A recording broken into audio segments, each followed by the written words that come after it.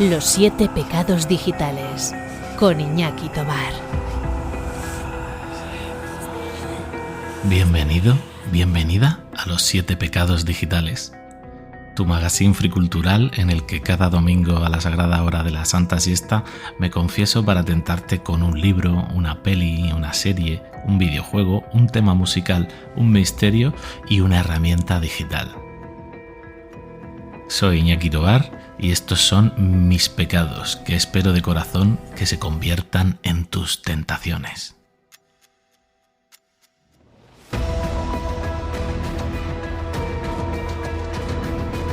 Antihéroes y heroínas, asesinos y villanas, todos ellos, todas ellas tienen una cita contigo en el episodio del podcast de hoy. Además, con 2 secciones muy especiales de nuestros pecadores más irredentos. Tendremos a nuestro queridísimo Joseba Bajo, que hoy vuelve con uno de sus grimorios, ya sabéis, esos ajados, legajos misteriosos que él desempolva para diseccionarnos aquí. Y bueno, el retrato de la antiheroína que nos va a traer, ya os adelanto que es muy poco convencional y que no os lo esperáis. Por su parte, Peter Aniorte va a ponernos los pelos de punta mezclando esas 2 cosas que le apasionan y que se le dan muy bien, el misterio y los hechos reales. Prepárate para conocer de cerca a la condesa más sangrienta de la historia en esta nueva sección titulada El embarcadero de Caronte. De verdad que una pasada.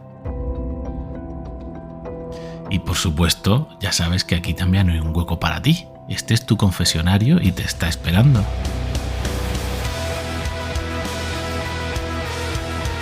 Puedes enviarnos tus confesiones o tus tentaciones para todos los oyentes. Aquí abajo en la descripción del episodio tienes un enlace a mi formulario de contacto para que nos lo envíes por escrito, o si eres atrevido, atrevida, que me mandes directamente tu audio y estaré encantado aquí de pincharlo. Igualmente aceptamos relatos originales para dramatizarlos. Tú decides. Y por supuesto, si quieres fomentar la participación, si quieres comentar y relacionarte con otros pecadores, usa el hashtag pecadoresdigitales en las redes sociales y usa la cajita de comentarios para demostrarnos que eres un verdadero pecador irredento también. Vamos ya con estos antihéroes y heroínas. Los vas a conocer muy de cerca, aunque en algún caso te advierto que puedes salir algo salpicado. ¿Me acompañas? Los 7 pecados digitales es tu podcast semanal con recomendaciones friculturales y de marketing digital. Cada domingo, a la sagrada hora de la Santa Siesta, descubre un libro, una peli, una serie, un videojuego, un tema musical, una herramienta de marketing online y un profesional digital. Suscríbete y peca con nosotros. ¿Sabes mi verdadero nombre? Sí. Y también sé que hasta donde se remonta tu memoria has luchado contra tu corazón tenebroso y siempre has perdido. Has visto cambiar tu espíritu y hasta tu rostro mientras la bestia salía desde tu interior. Sufres un gran dolor. ¿No es cierto? Conoces la maldad que acecha en el corazón de los hombres porque la has visto en tu propio corazón. Todos pagan un precio para redimirse. Tu precio es este. Yo no quiero redimirme. No tienes elección. También serás redimido, porque yo te enseñaré a servirte de tu sombra negra para luchar contra el mal. Yo no haría eso.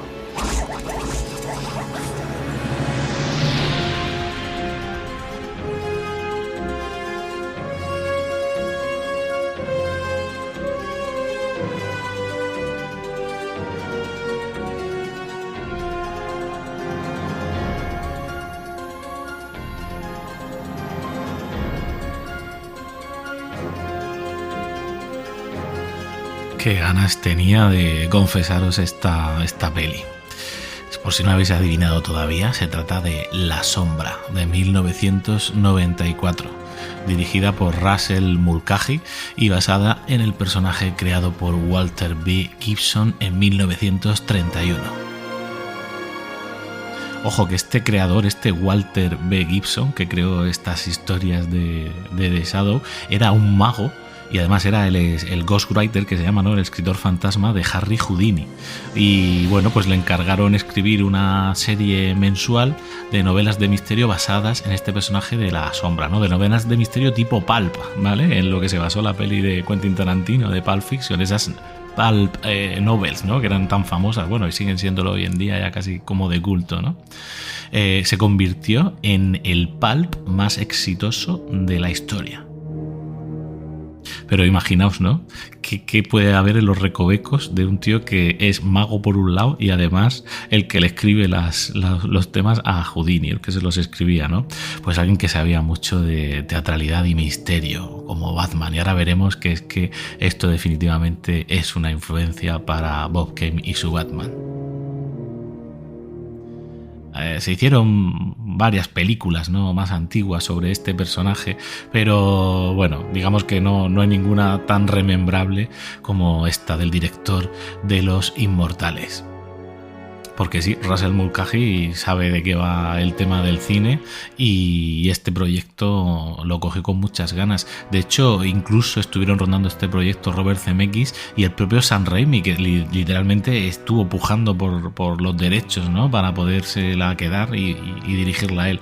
Pero bueno, yo creo que afortunadamente, aunque Sam Raimi estoy seguro que hubiese hecho algo muy chulo, ya veis lo que hizo con Darkman, que fue otra peli que vino en el último especial de antihéroes, pero oye, Russell Mulcahy a mí por lo menos me conquistó con esta película totalmente.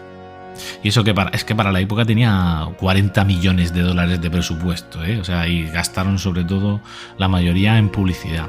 Se les fue la cosa de las manos, ¿eh? Luego al final os contaré cómo fueron los números con esto y creo que erraron el tiro, ¿no?, y el enfoque. Quizá la ambición les llevó demasiado lejos.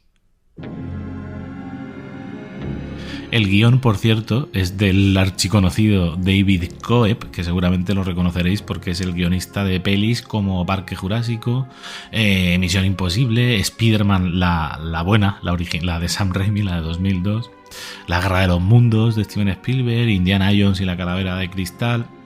Bueno, está un poco más regulinchi. También ha tenido intervención en guiones de Expediente X. Bueno, vamos, que Coeb también sabe lo que hace y es un buen artesano. El guión Coeb lo basó predominantemente en las novelas, que ya os digo que habían de la época, pero digamos que también tomó un trasfondo muy palpable de lo que fue el programa radiado, porque esto lo convirtieron en un podcast, ¿no?, de la época, en una de esas famosas series radiofónicas que todas las familias escuchaban pegados, ¿no?, para los armatotes esos que eran las radios antes. En la época en la que Orson Welles hizo La Guerra de los Mundos, ¿no?, para que os hagáis una idea, ese tipo de influencia. Así que aquí el guionista mejor mezcló lo mejor de los dos mundos, novelas y serie radiofónica. Y oye, creo que le quedó algo muy, muy chulo. Obviamente añadió parte de su propio bagaje, ¿no?, como guionista, para intentar diferenciar la película de otras pelis de superhéroes de la época. Y bueno, es que ya os digo que esto, ¿no?, si yo era un forofo, digamos, en aquella edad de Superman, ¿no?, pues esto no tenía nada que ver. Y por eso precisamente me gustó y me impactó tanto. Es que ya la peli empezaba con una frase, o digamos que el leitmotiv de toda la peli es una frase muy reconocible, ¿no?, que es: ¿quién sabe cuál es el mal latente en el corazón de los hombres?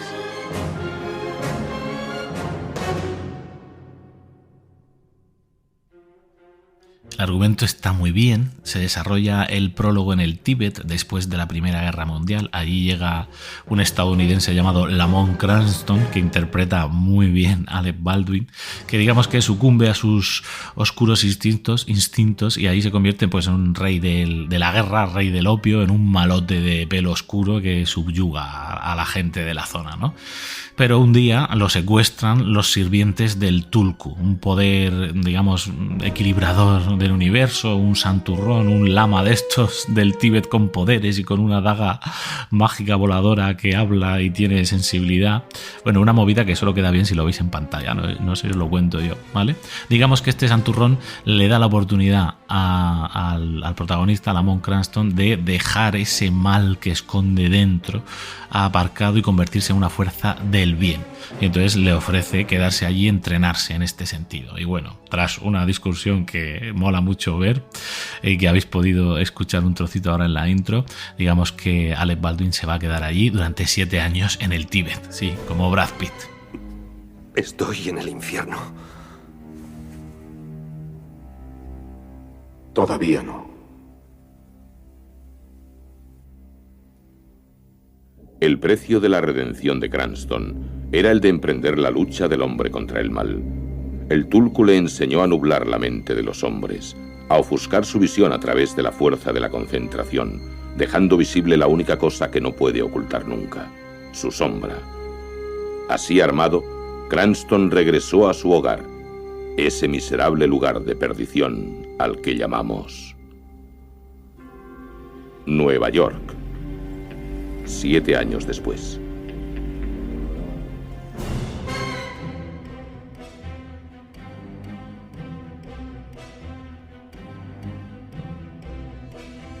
Qué maravilloso Constantino Romero, como narrador de esta peli, del tráiler, que no os lo he puesto porque está tan deteriorado que es que no se escuchaba nada bien, pero bueno, he conseguido sacaros estos extractos de la peli que de verdad espero que os animéis a verla.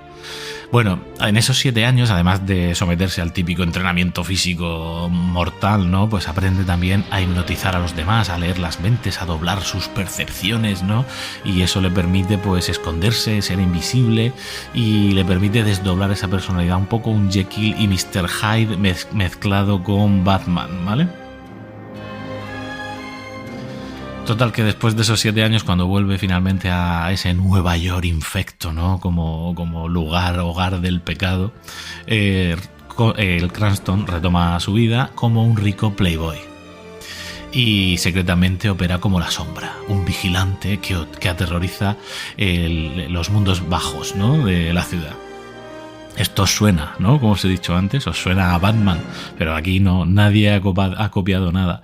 Bob Kane, que es el creador de Batman, del cómic de Batman, reconoció oficialmente que la sombra fue su influencia predominante, ¿no? A la hora de la inspiración para Batman. Está clarísimo y por eso mola tanto este personaje. Quizá está mucho menos pulido, aquí era una idea más embrionaria, más cine noir, menos peli de superhéroes, ¿no? Al uso, pero es que eso le sienta bien, en mi opinión, es justamente lo que hace especial esta peli, si no pues sería una más.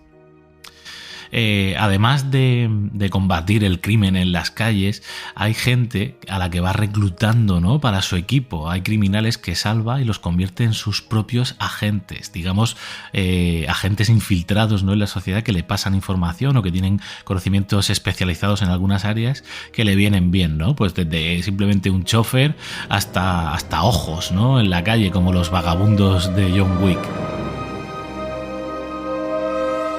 El tema es que al comienzo de la peli veremos que la identidad secreta de Cranston se pondrá en peligro porque conoce a la protagonista femenina, Margot Lane, que está interpretada por Penelope Ann Miller, y es una mujer de la alta sociedad que también tiene ciertos poderes telepáticos. Entonces ahí van a saltar algunas chispas, para lo bueno y para lo malo.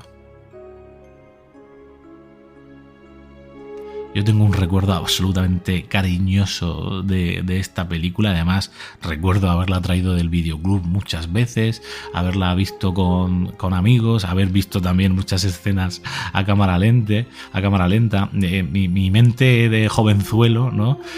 Solo concebía héroes como Superman, como os he dicho antes, en aquella época. Entonces esto pues me chocaba muchísimo, esa vestimenta arquetípica, todo vestido de oscuro, con ese sombrero de ala ancha, esa especie de mascarilla que le subía hasta los ojos, ¿no? Cuando estaba transformado, las 2 pistolas semiautomáticas irresistibles. Y bueno, sobre todo me sedujo pues ese lado oscuro del personaje que lograba infundir miedo en sus enemigos, ¿no? Pues eso, pues como Batman. Entonces eso, como era novedoso, ¿no? Que un antihéroe, o sea, en este caso antihéroe, nunca mejor dicho, infundiese miedo, pánico en sus oponentes. ¡Buah! Además queda muy bien plasmado eso en la primera aparición de la sombra en la peli. Tengo familia. Lo superarán. No hablaré. Se lo juro. De eso estoy seguro. Echadle. ¡No! Odio levantarme. ¡No!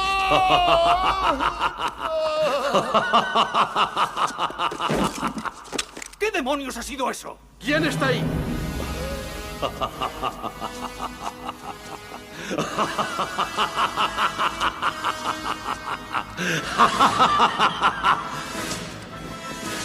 Da la cara, amigo. Has asesinado a un policía. Duke. ¿Quién está hablando? ¡Duke! ¿Quién está hablando? ¡Cállate! La semilla del crimen da frutos amargos. ¡Esto no me gusta! ¡Apesta! ¡Larguémonos de una vez! ¡Cierra el pico, Maxi! ¿Creías que te saldrías con la tuya? ¡Venga, Duke! ¿Creías que no me enteraría?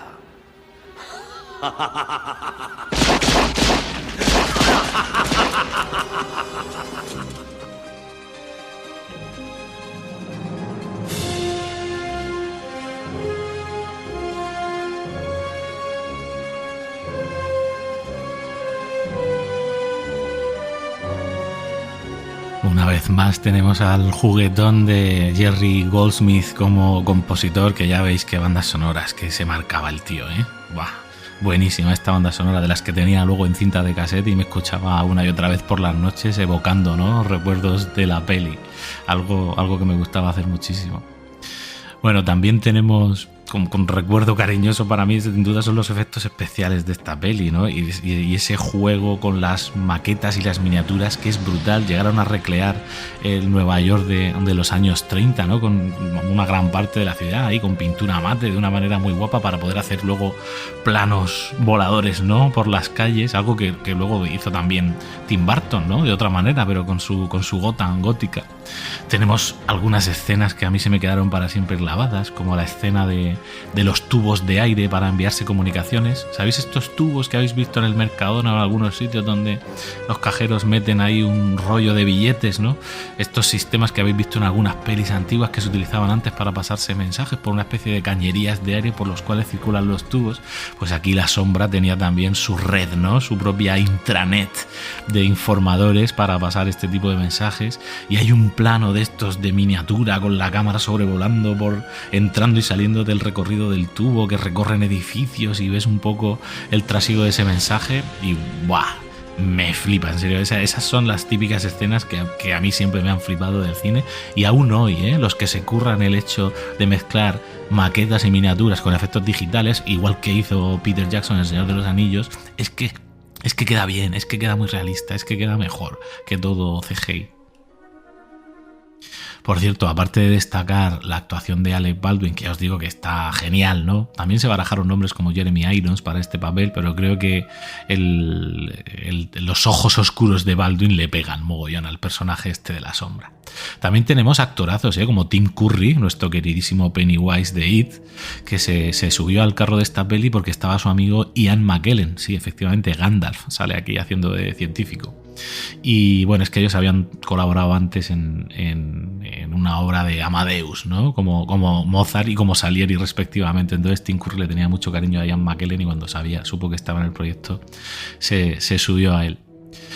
Bueno, la peli, como de anécdotas de la producción, el final, no os voy a hacer ningún spoiler, pero digamos que el final se desarrolla en una especie de laberinto de espejos súper currado, y tenían ahí pensado una escena final muy guapa, pero hubo un terremoto en Los Ángeles en esas fechas y se cargó la mitad de los espejos del decorado y al final tuvieron que hacer ahí un apaño rápido. Pero bueno, tú si no lo sabes, pues no te enteras, ¿no? Lo que está claro es que la peli pretendía ser el super taquillazo, ¿no? El blockbuster del verano, incluso iniciar una franquicia de películas, venía acompañada por merchandising, línea de ropa, o sea, a ese nivel de flipados, ¿no? Se pensaban que tenían el productazo en sus manos, que luego sí que fue Batman, pero no lo fue La Sombra. Muchas buenas intenciones, pero la película fracasó estrepitosamente, fue mal recibida tanto por las críticas de la época, ¿no? Como por el propio público, y esa franquicia pues ya es historia, nunca se materializó, aunque sí que algunos juguetillos que ahora conservan coleccionistas están ahí. La pura verdad es que a día de hoy es una peli de culto que debes ver si eres medianamente friki y pecador, por eso estás escuchando este podcast. Así que permíteme que te imponga esta penitencia, que creo que me vas a agradecer, y si no has visto aún La Sombra de 1994, pégale un vistazo y luego coméntamelo, o si sí que la has visto y no te acordabas de ella, pues hoy es un domingo maravilloso para rebuscarla por internet, que no es fácil, y echarle un revisionado. Vamos allá a continuar, que vienen curvas en el podcast. Agárrate.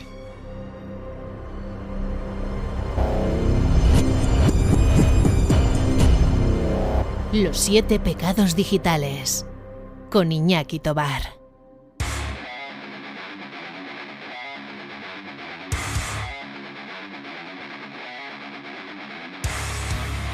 Qué ganas tenía ya de volver a pinchar la sintonía de entrada de esta sección de Joseba tan esperada. El Grimorio de Joseba. Vámonos con él.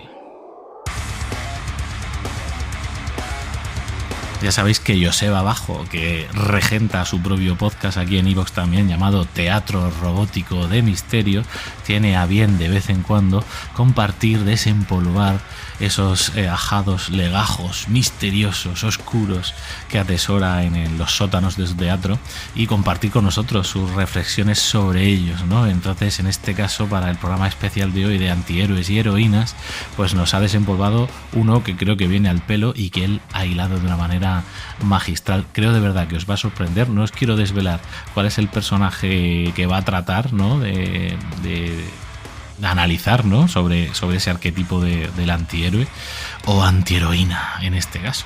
Así que, Joseba, oye, muchísimas gracias por la currada y por traernos estas joyitas en forma de libros. Dentro ya micro para ti.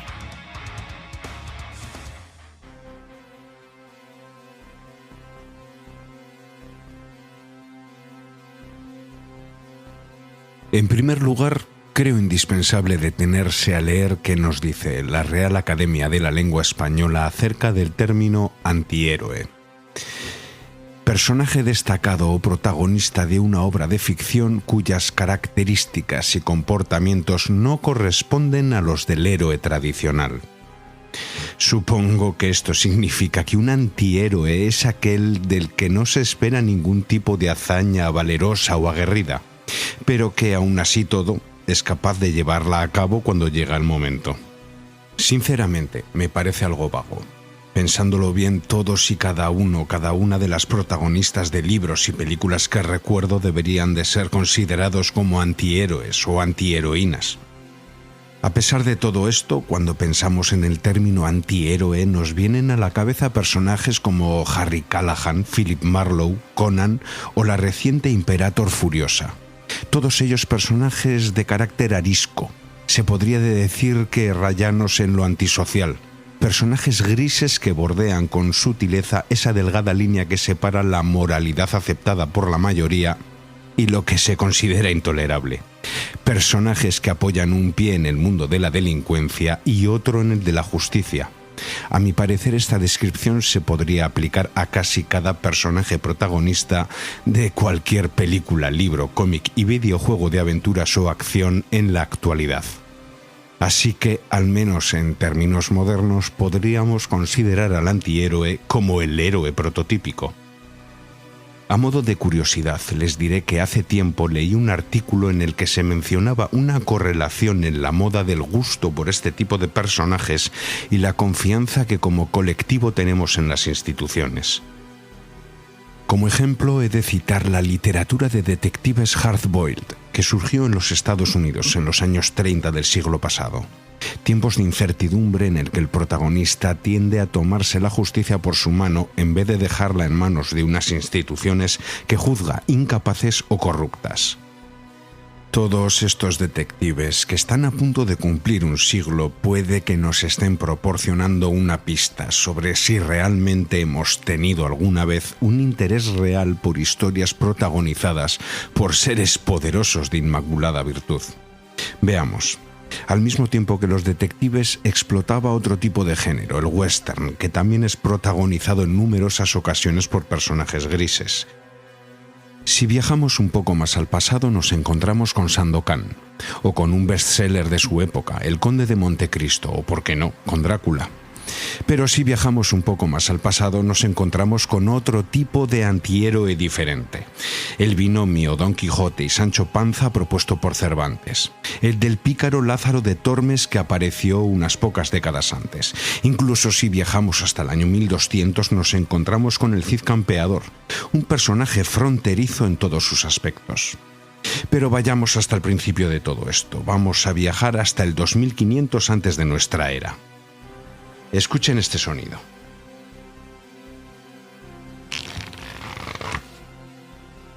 Son las páginas de un libro. Las palabras contenidas en estas páginas estuvieron olvidadas bajo las arenas de Nínive durante milenios. Es la epopeya de Gilgamesh, que sepamos, la primera epopeya escrita, la primera novela de aventuras. Gilgamesh es el rey de Uruk, allá en la lejana Mesopotamia. Es un gobernante despótico que ansía la inmortalidad. Vivirá numerosas aventuras junto a su amigo el hombre salvaje Enkidu, en su búsqueda de este objetivo de vivir para siempre. Pero veamos cómo describe la epopeya de Gilgamesh el tipo de gobernanza que ejercía en Uruk. Permítanme que les lea un breve pasaje. Entre los cercados de Uruk él iba y venía, cabeza alta, semejante a un búfalo. Alardeaba de su fuerza sin igual, emblandiendo sus armas, su séquito siempre de pie, sus órdenes. En privado, sin embargo, los jóvenes de Uruk no dejaban de temblar. Gilgamesh, decían ellos, no le deja un hijo a su padre. Día y noche con arrogancia. Él, por muy pastor que sea, de Uruk de los cercados, poderoso y glorioso, sagaz y avispado. Gilgamesh no le deja una adolescente a su madre, aunque sea hija de un audaz, aunque ya esté prometida. Parece ser que Gilgamesh, aparte de ser un tirano, también se dedicaba a violar a diestro y siniestro. Un tipo bastante turbio, una joyita, un amor de tío. El prototipo de héroe que todos tenemos en la cabeza, ¿verdad? A pesar de esto, yo les recomiendo su lectura. Su comprensión es algo difícil, pero al leer estas palabras, estarán ustedes conectados mediante un cordón umbilical con las mentes de esas gentes que vivieron hace 4500 años y cuyos cuerpos aún reposan bajo las arenas del desierto. En cierta medida se lo pueden tomar ustedes como las aventuras de Iron Man y Lobezno de la época. Pero avancemos un poco, unos pocos años, hasta el siglo VIII a.C. Ahí aparece la Ilíada. Es la narración de la gloriosa guerra de Troya y su autoría se le adjudica al poeta griego Homero. Si bien hay un encarnizado debate acerca de si esto es así o sobre si tan siquiera el tal Homero llegó a existir. Así que Homero vive en una superposición cuántica en la que vivió, no vivió, escribió y no escribió su obra. No sé si habrán leído la Ilíada, yo no lo hice hasta hace como 4 o 5 años, y la verdad es que si acuden como lo hice yo, con la única referencia de la película de Wolfgang Petersen protagonizada por Brad Pitt y Eric Bana, puede que descubran que estos héroes no es que sean muy gloriosos. Les aseguro que encontrarán más gloria observando los pétreos abdominales de Brad Pitt que en las motivaciones y comportamientos de Aquiles, Ulises, Agamenón, Héctor, Paris y toda la demás trupe chingona macarrilla de la época. Se me antojaron más parecidos a Los Soprano que a otra cosa. Eso sí, con un toque del Dominic Toretto de Vin Diesel, solo que en vez de carrazos que flipas, van con barcos de vela. Y como estamos hablando de un exitazo, tiene que tener su inevitable secuela, aunque sería más apropiado clasificarla como spin-off, la Odisea, también supuestamente escrita por Homero, el poeta cuántico. Si la Ilíada era una historia de grupo, la Odisea se centra en las posteriores aventuras de uno de los protagonistas de la primera parte, Odiseo, a quien comúnmente conocemos como Ulises. Yo personalmente leí la Odisea con 12 o 13 años, no lo recuerdo bien, como tampoco recuerdo absolutamente nada de la narración. Tan solo ha quedado un regusto lejano. Me acuerdo de que me dejó un buen sabor de boca, pero nada más. En mi mente, Odiseo, Ulises, tiene el rostro de Kirk Douglas, con el clásico hoyuelo de la barbilla, por supuesto. Y probablemente era el personaje más cercano al héroe prototípico que recuerdo, o que probablemente mi memoria desdibujada había construido para mí. Odiseo, rey de Ítaca, combatió en la guerra de Troya junto a Aquiles y fue el artífice del engaño del caballo que llevó por fin a la conquista de Troya por parte de los griegos. Finalizada la guerra, que ya se había alargado una década, Odiseo emprende un viaje de retorno a casa, en el que vivió una sucesión de aventuras y mágicas desdichas que le mantuvieron alejado del hogar otra década.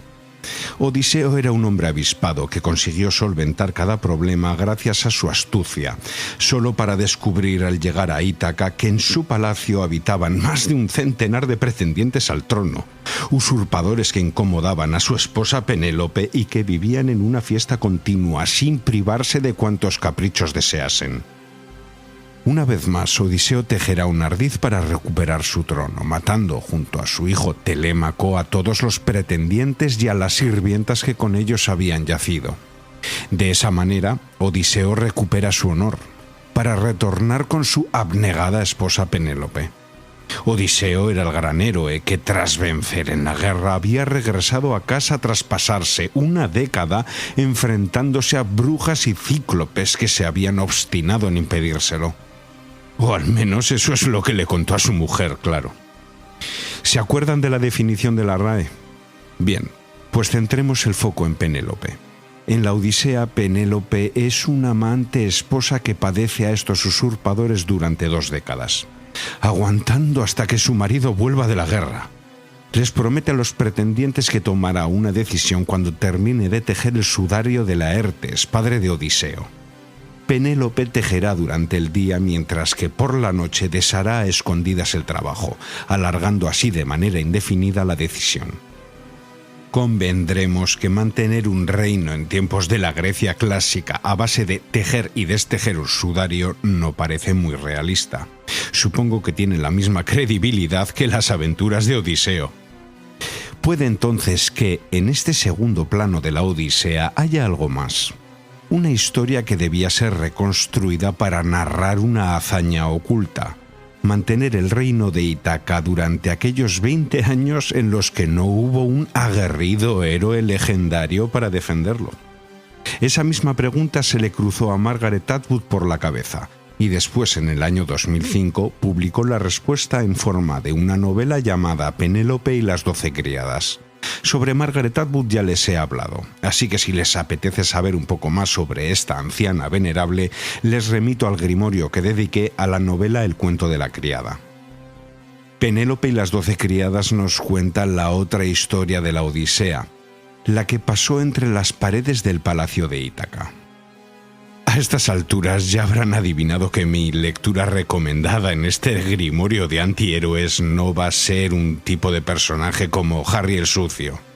Me he propuesto salirme por la tangente y no recomendarles a ustedes un personaje de esos que, cuando el malo está al borde del acantilado, sujeto con las puntas de los dedos a punto de caer, pues el bueno no le pega un tiro entre las cejas, dice una frase schwarzeneggeriana como «púdrete en el infierno» y después escupe al vacío con la mirada fría como el acero. No, porque les recuerdo que también hubo un tiempo en el que cuando el malo pendía del abismo, el bueno lo salvaba y después se lo entregaba a las autoridades para que lo juzgasen por sus crímenes. Toda una locura, lo sé. Así que mi propuesta como antihéroe, como antiheroína en este caso, es esta Penélope, reina de Ítaca, que nos propone Margaret Atwood. La premisa es más difícil de explicar que de leer. Penélope lleva muerta varios miles de años, pero su espíritu habita en el Hades junto con el resto de reyes, reinas, dioses y semidioses de la antigua Grecia. Ella misma nos contará su vida y su versión de los hechos. Es la visión de una mujer que mira al pasado con los ojos de alguien que ha tenido miles de años para pensar en aquellos acontecimientos y que por fin está preparada para hablar sobre ello. Personalmente creo que la autora acierta de pleno con la voz de Penélope en su visión ácida, en cómo es capaz de reinterpretar su vida bajo un prisma nuevo, uno fruto del tiempo transcurrido y de la madurez obtenida con él. Personalmente creo que Penélope cobra vida real más allá de las páginas de la Odisea, convirtiéndose en un personaje multidimensional. Rompe con el cliché de ella como ejemplo de fidelidad y abnegación marital. Pero escuchemos a la propia Penélope hablar sobre sí misma.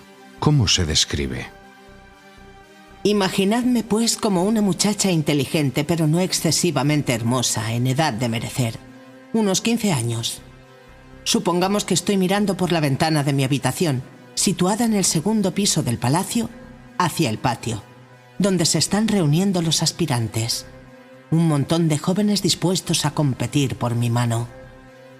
No miro abiertamente por la ventana, por supuesto. No planto los codos en el alféizar como una criada y me pongo a otear con todo descaro. No, miro con disimulo, desde detrás de mi velo y de las colgaduras. No estaría bien que todos esos jóvenes ligeros de ropa vieran mi rostro descubierto. Las mujeres del palacio me han emperifollado lo mejor que han podido. Los saedos han compuesto canciones de elogio en mi honor, radiante como Afrodita, y todas las paparruchas de costumbre. Pero yo me siento cohibida y desgraciada. Los jóvenes ríen y bromean. Da la impresión de que están muy relajados y no miran hacia arriba. Yo sé que no me persiguen a mí, a Penélope el pato. Solo persiguen lo que va conmigo. Los lazos reales, el montón de basura reluciente. Ningún hombre se quitaría la vida por mi amor. Creo que convendremos que ningún héroe clásico hablaría así de sí mismo. Su marido Ulises, el hombre más inteligente y aguerrido del Egeo y de toda esta saga, vendría a representar lo opuesto, ¿verdad? Pero ¿qué tiene ella que decirnos sobre su marido y su matrimonio? Penélope nos lo cuenta en un fragmento un poco largo, pero que creo que merece la pena escuchar. Esa era una de sus especialidades, engañar a la gente. Siempre se salía con la suya. Otra de sus especialidades era escabullirse. Era sumamente convincente. Muchos han creído que su versión de los acontecimientos era la verdadera, sin detenerse a contar con rigor el número de asesinatos, de seductoras beldades, de monstruos de un solo ojo.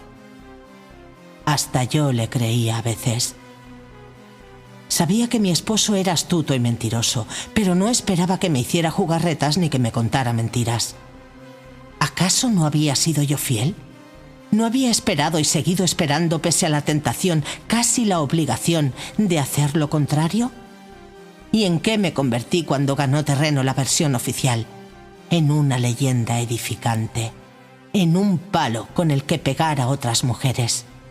¿Por qué no podían ser ellas tan consideradas, tan dignas de confianza, tan sacrificadas como yo? Esa fue la interpretación que eligieron los rapsodas, los recitadores de historias. No sigáis mi ejemplo, me gustaría gritaros al oído. Sí, a vosotras. Pero cuando intento gritar, parezco una lechuza. Sí, claro que tenía sospechas de su sagacidad, de su astucia, de su zorrería, de su... ¿cómo explicarlo? De su falta de escrúpulos. Pero hacía la vista gorda, mantenía la boca cerrada, y si la abría era para elogiarlo. No lo contradecía, no le planteaba preguntas delicadas, no trataba de obtener detalles. En aquella época me interesaban los finales felices. Y la mejor manera de conseguir un final feliz es mantener bien cerradas las puertas y echarse a dormir durante las refriegas. Esta es quizás una versión más realista de un hombre famoso por resolver sus problemas a base de argucias y engaños. Y probablemente la odisea de este Odiseo humano sea muy diferente a la descrita por Homero. Penélope nos cuenta cómo en su ausencia lidió con los usurpadores que pretendían hacerse con el trono, cómo con la ayuda de 12 sirvientas leales urdió un plan en el que actuarían como espías para enemistar a los pretendientes y desbaratar sus planes. Estas mismas sirvientas serían las que cada noche la ayudarían a deshacer el sudario de Laertes, las mismas muchachas que fueron violadas innumerables veces en defensa del reino de Ítaca, las mismas sirvientas que su rey Odiseo ahorcó para lavar el honor de su palacio. Quizás ahora comprendan por qué he escogido a este personaje, a esta Penélope, como mi antiheroína recomendada. Pero Margaret Atwood no da puntadas sin hilo. Si nos ha traído hasta aquí es por algo. La autora argumenta que este pasaje de la Odisea encierra un fuerte simbolismo religioso y desgrana su explicación. La importancia del número de las sirvientas, la importancia del método de ejecución y los detalles del mismo. Perdónenme si no les digo cuál es su interpretación, pero creo que esa parcela ha de reservarse para la autora. Deberán leerla si quieren conocerla. He de advertirles que Penélope y las 12 criadas está escrita como una tragedia griega. Así que se alternan los pensamientos y reflexiones de Penélope con otras partes escritas para ser recitadas por el coro, así como cánticos y poemas. Hasta tiene un juicio a Odiseo en el más allá, que tiene bastante más mala leche que poesía. Y bueno, espero que hayan disfrutado de este grimorio dedicado a Penélope, reina de Ítaca, un grimorio que no habría sido posible sin la ayuda de Ariadna Jiménez, que es una pecadora de pro y que también colabora conmigo en el Teatro Robótico de Misterio, y a quien he de agradecerle que haya dado voz a Penélope, materializarla en los 7 pecados digitales. De hecho, vamos a despedirnos con la voz de Penélope. Ella nos va a leer un fragmento de una de esas canciones que están escritas para ser interpretadas por el coro. Es un fragmento de una canción para saltar a la cuerda. Sean felices y gracias por escucharnos.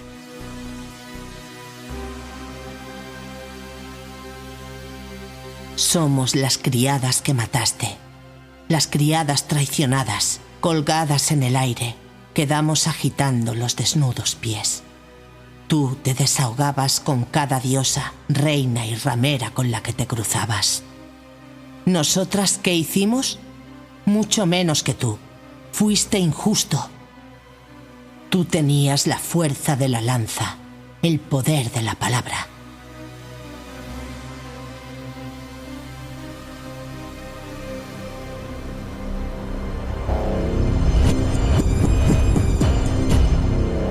Los 7 pecados digitales, con Iñaki Tobar.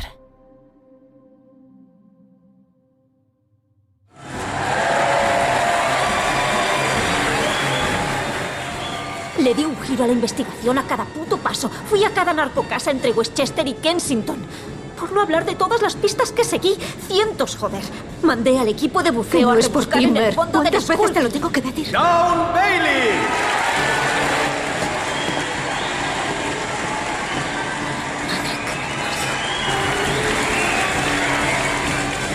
Y finalmente la mismísima Lady Halcón. Un aplauso para Mer Sheehan. ¿Qué te pongo, Lady Halcón? Un Rolling Rock y un chupito de Jameson. Gracias.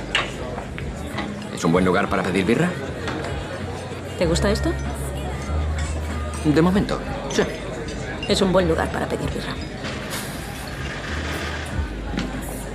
¿Estabas en el reencuentro de antes? Ajá. ¿De qué iba? Cosas de baloncesto. Sí. Entiendo. Dejé Syracuse para venir a vivir aquí hace unos meses. Pues lo siento, es una putada. No está mal. Dale tiempo.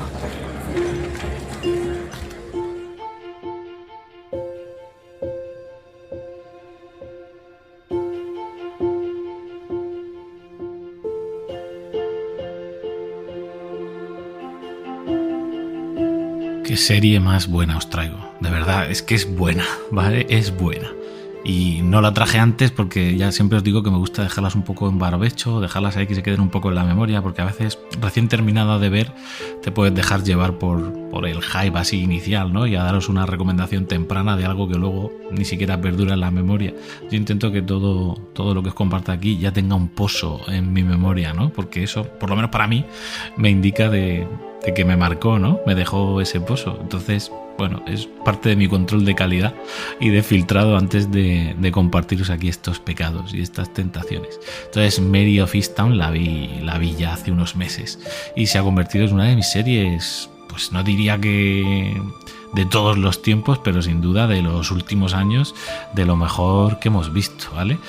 Mare of Easttown o Mare of Easttown, ¿vale? Si lo pronunciamos así en inglés. Y aquí el tema de las pronunciaciones, ahora veréis que tiene muchísima historia. La serie de drama y misterio creada por Brad Inglesby fue estrenada en abril de este año 2021 en HBO.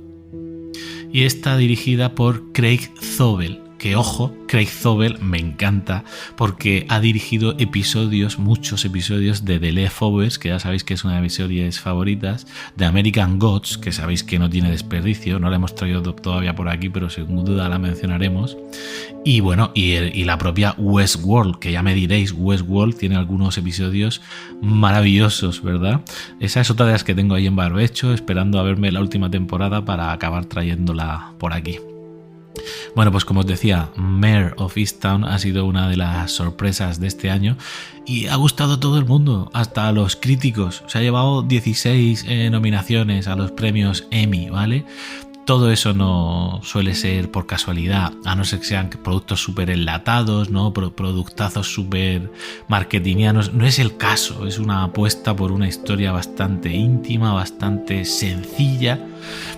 Pues fijaos, ¿no? El argumento. Mare Sheehan, que es una detective en una pequeña ciudad de Pensilvania que investiga un asesinato local en un momento en el que su propia vida está hecha un desastre y se está desmoronando a su alrededor por un dramón que no os quiero desvelar aquí ahora, ¿vale? Quiero manteneros spoilers al mínimo.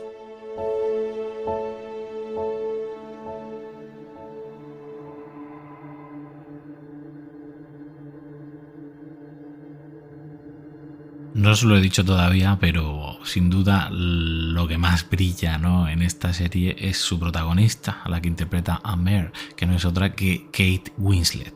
Mi queridísima Kate Winslet, ya sabéis que la adoro. Ya le hice mi particular homenaje en el especial del Titanic y qué mujer y qué actriz. Y qué buena persona, y qué productora, o sea, en este caso ha sido productora, ¿no? Como muchos actores hoy en día que producen sus propias series, ¿no? Para intentar buscarse sus huecos. En este caso, qué hueco más bueno que te buscaste, qué bien, qué bien.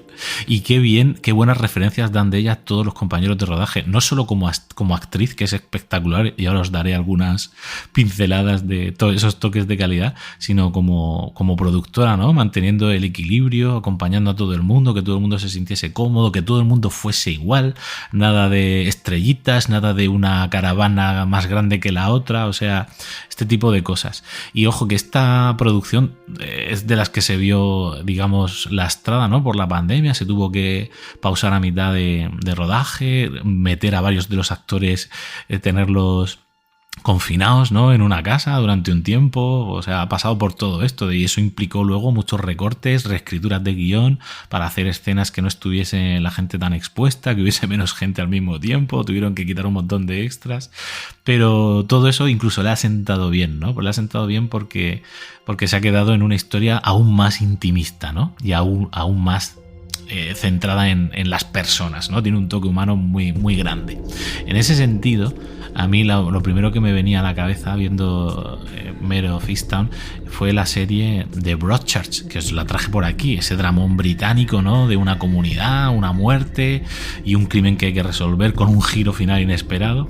Pues eso lo tenemos aquí, pero también con pinceladas de True Detective, ¿vale? En cuanto a algunos toques oscuros y alguna escena con perturbado incluido, ¿no? Que ya os digo, no os desvelaré aquí.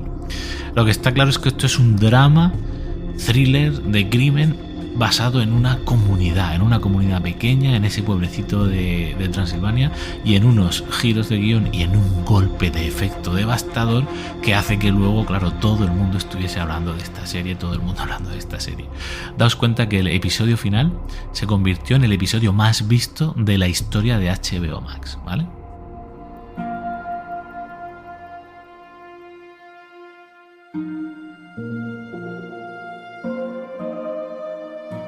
Desde el primer minuto, Mare of Easttown pues se la juega con ese tono lúgubre, ¿no? Con esa zona súper deprimida que no está para alegrías. Incluso cuando hay alguna, si os dais cuenta en esa escena inicial, hay como una especie de homenaje deportivo en una pista de baloncesto, porque Mare tiene un pasado como deportista de élite, digamos que fue la heroína del pueblo, la llamaban Lady Halcón, ya habéis visto. Y ni siquiera en esos momentos se respira verdadera alegría, porque ya habéis visto que había una subtrama ahí de ella hablando con la madre de una de esas chicas, digamos, desaparecida, que no ha conseguido encontrar Mare, y es su responsabilidad, ¿no? Entonces todo está siempre salpicado de estas dosis de depresión, digamos, y de realidad. Pero sin duda, lo que más destaca en el episodio piloto, en el primer episodio, y que hace que todos nos enganchemos a él, es que no es la típica serie que empieza con un plano desgarrador de una muerte, algo que te deja ahí sin explicación para que intentes llegar al final del episodio. No, ¿qué va? Aquí se toman su tiempo y todo empieza a desarrollarse poco a poco, a lo largo de 55 minutos, estando acostumbrados a eso, a que se la tiren todo con pólvora de rey, ¿no? En los primeros minutos para engancharte. Una peli que de verdad deja tiempo, aprovecha esos primeros minutos de metraje para darnos a conocer a todos los personajes, que van a ser un montón. Todavía no sabemos qué encaje van a tener en la historia, y entonces eso hace que tengas ganas de ver qué suceso va a acontecer y cómo va a afectar a estos personajes, ¿no? Una vez que se dibuja también el entorno que los rodea, pues se sienta el tono de la serie y tú ya estás cazado, ¿vale? Entonces vamos a encontrar pocas escenas de acción aquí, sí, no vamos a encontrar muchas escenas de acción, vamos a encontrar muchas escenas de diálogos que van a ir tomando giros, que nos van a ir desenrollando el nudo de la historia y nos van a dejar pues descolocados, ¿no? En un momento dado. Uno de esos momentos, que también los hay con una cierta vis cómica, viene de la mano de Evan Peters, que es este actor que seguro que os suena de American Horror History, el chaval joven, ¿no? Que siempre tiene algunos toques depravados, y en este caso es su primer papel, digamos, pues haciendo de el bueno, ¿no? De la serie. En este caso es el compañero de Mare en la serie, y bueno, en un momento dado van a coincidir en una cena en la que él está intentando quitar el peso de la conversación del caso, ¿no? Y centrarla más en que fuese una cita, pero Mare, con su cabeza obsesiva, no puede evitar volver sobre el misterio una y otra vez. Intento ser valiente con la comida, pero cuesta. Un día había un programa de cocina y había un tío comiendo y comía, no sé, como almejas. ¡Qué asquerosidad! Pregunté cómo se llamaba. Eran caracolas. Se me ocurre algo. Creo que es buena idea. ¿Estás pensando lo mismo que yo? ¿Qué? Solo un poco. Iba a cogerte un poco. No, Sable. Digo del caso. Recuerdo una chica de Jersey. Desapareció hace 2 años por la zona de Melville. Se llamaba Hilary Cassell. Su historia era parecida a la de Missy y Katie. Drogadicta, acabó en la prostitución. Creía que íbamos a hablar de cosas que no tuvieran que ver con el caso. Ya. Pero hemos hablado media hora de que tartamudeabas de pequeño. En fin. A ver. Hay un tío, un detective de Melville que se llama Jimmy Miller. Llámalo, dile que te lo digo yo. Pídele los archivos.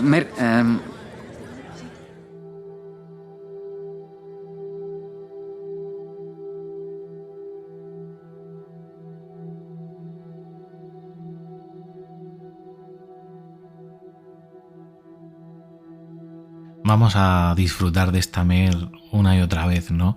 En el buen y en el mal sentido, porque la vamos a ver tocar fondo, la vamos a ver levantarse, la vamos a ver intentar sobreponerse a auténticos dramones que la rodean desde dentro de su propia casa, y relaciones, si queréis, un poco más cómicas, como la que tiene con su madre, ¿no? Y en algunos momentos, como este con su compañero, hay otro momento memorable de conversación de borrachos en barra de bar, muy recomendable. Pero es que lo mejor de la serie, os vuelvo a repetir, es que Kate es desgarradoramente cercana y real. Te importa ella y te importan sus circunstancias desde el principio. Es una antiheroína de libro, está puesta ahí, tiene que salvar a la comunidad, aunque lo primero que tiene que hacer es salvarse a ella misma, ¿no? Para que me entendáis. Una antiheroína llamada Mare of Easttown. Me encanta. Ella, en diversas entrevistas que le han hecho a raíz del éxito de la serie, ¿no?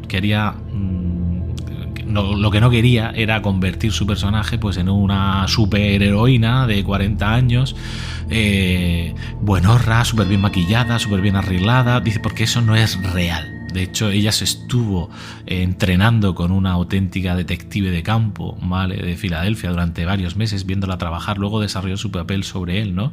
Pues gente que aparte de investigar crímenes tiene vida, tiene problemas, tiene movidas, ¿no? Y a veces no hay momento para estar pensando en el qué dirán los demás porque no voy arreglada, o llevo el pelo hecho un desastre, o voy sin maquillar, o me sobran unos kilos, ¿vale? Y todo eso está aquí, esa naturalidad que hace que te creas el personaje de Kate Winslet y que la adores, ¿vale?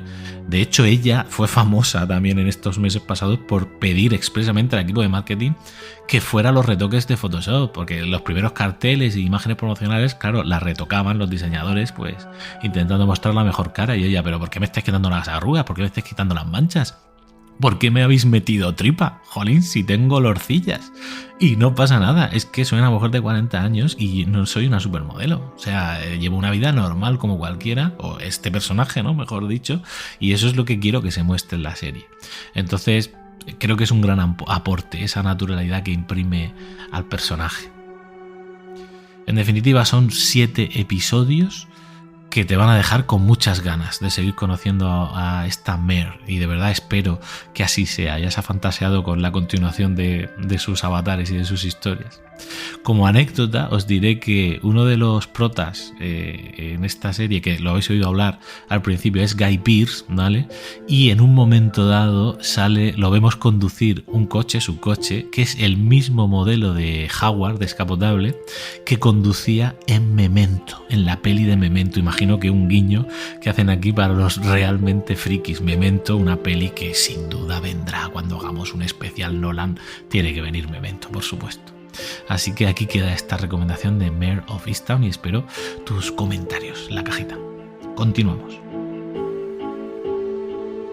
Los 7 pecados digitales, con Iñaki Tobar.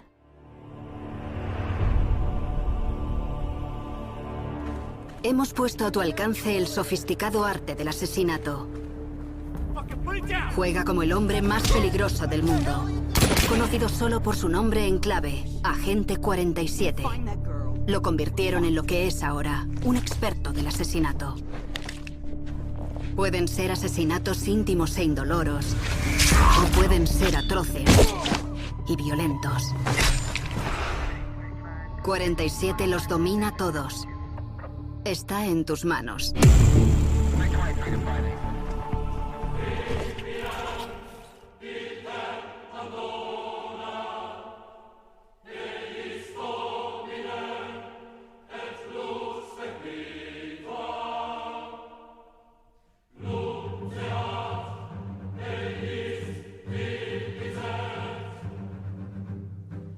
Maravillosa la banda sonora de Jesper Kyd para este videojuego, esta saga de videojuegos que os traigo hoy.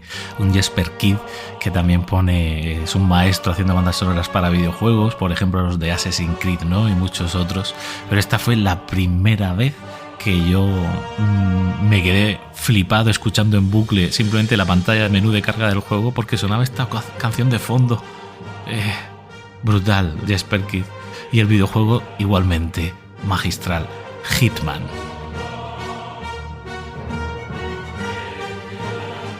Es una serie de videojuegos de sigilo que está disponible prácticamente en todas las plataformas, ¿no? Incluido, por supuesto, PC, que es donde yo la descubrí. Y todos los videojuegos giran en torno a un hombre llamado Agente 47, como habéis escuchado en esta intro, ¿no? O simplemente 47. Más adelante descubriremos que, bueno, forma parte del típico programa científico para crear super soldados o super asesinos con rollo clones por medio. No os voy a desvelar toda la trama, pero digamos que tiene una parte ahí de ciencia ficción en el tema que me gusta mucho. Es un videojuego que desde el principio su clasificación PEGI era para adultos, ¿verdad? Porque es un juego en el que, ya como habéis escuchado, vas a dedicarte básicamente a asesinar personas, ¿no? Por encargo. La desarrolladora, por cierto, emblemática ya, IO Interactive, que luego también se unió a Eidos Interactive. Son nombres que, si estáis acostumbrados al mundo de los videojuegos, ya os levantan algún que otro vello de punta.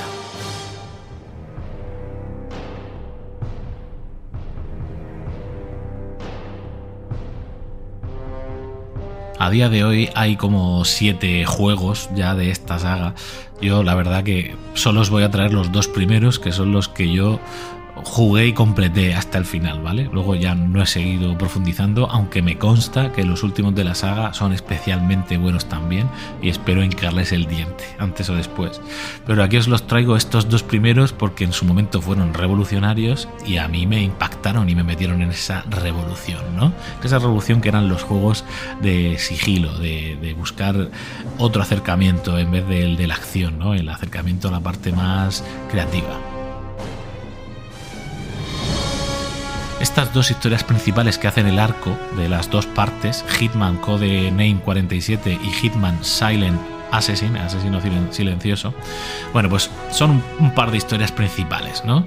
Al principio de todo, digamos que te vas a despertar en una cama en un hospital psiquiátrico donde de repente vas recibiendo instrucciones por un altavoz de una voz un tanto así alocada que te va diciendo lo que debes hacer para escapar de ese psiquiátrico, incluido matar a algún enfermero por el camino. Y digamos que esto hace de prólogo, ¿no? O de tutorial para que te familiarices con las mecánicas. La verdad que está muy bien hecho y me recuerda mucho, os debe recordar a Manhunt, este videojuego súper violento que comentamos en su momento también, en el cual una voz ayudaba a un reo de muerte a escapar de sus captores, ¿no? En el último momento. El tema es que finalmente 47 consigue escapar y 6 meses después ya se ha convertido en un asesino profesional al servicio de la Agencia Internacional de Contratos, la ICA. Vas a tener un contacto muy emocional y muy empático con Diana Burnwood, esa voz femenina al otro lado que va a ser la que te vaya haciendo los encargos y guiándote a través de los retos y las aventuras. ¿Eres un asesino silencioso? ¿O quieres matar a cuantos se crucen en tu camino? Ambos métodos exigen una gran habilidad. Empléalos como herramientas y dirige con creatividad las aptitudes de 47. Adáptate a las reacciones del mundo. Usa tu instinto. Experimenta. Cambia de táctica. La improvisación es tu arma más letal. Úsala y nunca fracasarás. Buah, si es que me dan ganas de jugarlo otra vez. Como veis, la propuesta es muy atractiva y la que te acaban de dejar muy clara. O sea, aquí tienes la vía de ir a lo Rambo o la vía de, que es la más divertida, de ir a lo creativo, a lo sigiloso, a esconderte, a envenenar. En la próxima ocasión veremos las herramientas del oficio.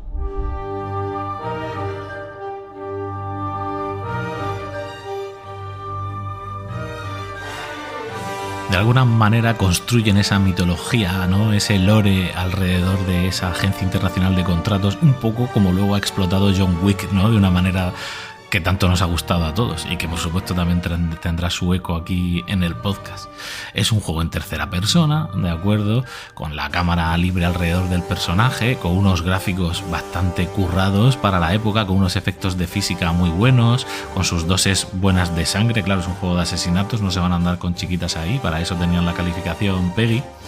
Y ya os digo, vais a poder desde disfrazaros de chef, colaros en el restaurante donde está el objetivo para luego envenenarle la sopa y conseguir una victoria apabullante, o en la misma misión disfrazarte de camarero y llevar la pistola con silenciador debajo del típico servilleta y cuando te acerques a servirle el plato meterle una bala en la cabeza. Esos son solo 2 de las opciones de las que podías acabar cumpliendo con éxito la misión. Eso sí, ojo, que el juego siempre premiaba que no hubiese daños colaterales.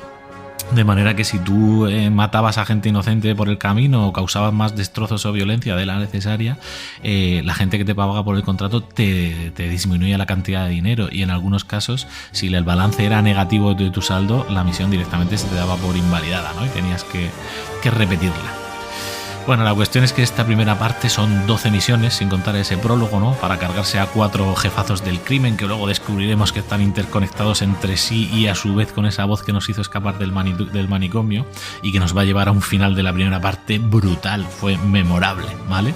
Pero es que luego la hilvanan muy bien, porque esa segunda parte que os digo, ya que se llama Hitman 2, el asesino silencioso, esa transcurre, digamos, que como 6 meses después, el agente 47 se ha retirado a una iglesia en Sicilia en busca de la paz, ¿no? Buen rollo. ¿Cuántas veces hemos visto a un antihéroe que acaba así, ¿no? Después de la tormenta en una calma, intentando buscar la normalidad, apoyándose en una figura carismática, paternal o amorosa que le apoya. En este caso, en el caso de 47, es el padre Vitorino, ¿no? Que se convierte en su mejor amigo, en su mentor, y bueno, y de repente otra vez viene el mal a buscar a 47, vienen a secuestrarle al padre Vitorino, exigiéndole un rescate de $500,000 en 2 días, y por tanto 47, que tiene literalmente que volver a su antiguo trabajo, aunque él no quiere, desenterrar sus armas, fijaos, igual que en John Wick, y volver a contactar con la agencia para emprender una misión de rescate, y a partir de ahí se lía mucho otra vez, y esto es que está súper bien hecho.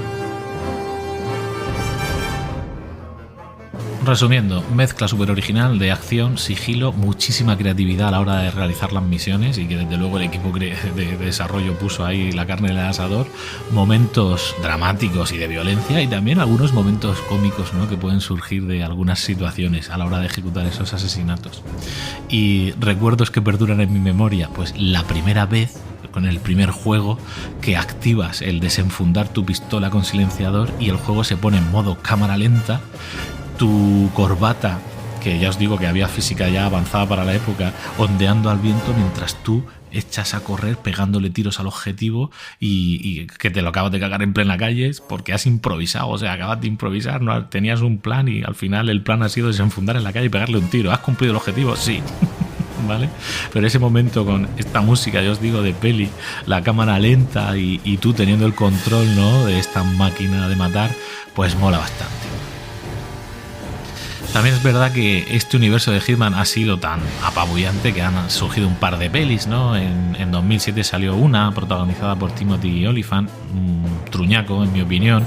Más tarde ha salido una que yo ni siquiera he visto, una que es titulada Hitman Agente 47, con Rupert Friend, en este caso interpretando a 47.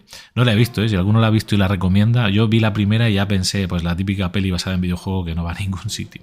Lo que sí que va a muchos sitios es este videojuego, y recomiendo que le echéis un vistazo. Hitman.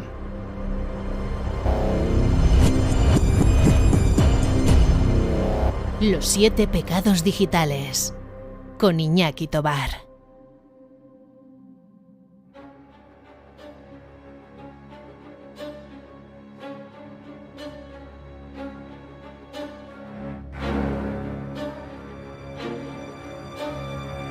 Por fin llega el esperado momento del pecado del misterio, y en este caso a manos de Peter Aniorti. Ya sabéis, Peter, que colaborador desde prácticamente los inicios de este podcast. De hecho, él salió ya en el primer episodio como pecador invitado, y hoy va a inaugurar su propia sección de misterio llamada El embarcadero de Caronte. Y Peter, como buen barquero del infierno que es, promete darnos paseos entre el misterio y los hechos reales, siempre con esa base de documentación tan potente que desarrolla él y esa pasión, ¿no?, por los fenómenos misteriosos y por los hechos luctuosos. Y no se me ocurren hechos más luctuosos que los que nos va a remembrar hoy aquí Peter. Muy atentos a su disección de uno de los personajes más aterradores de la historia, la condesa Bathory.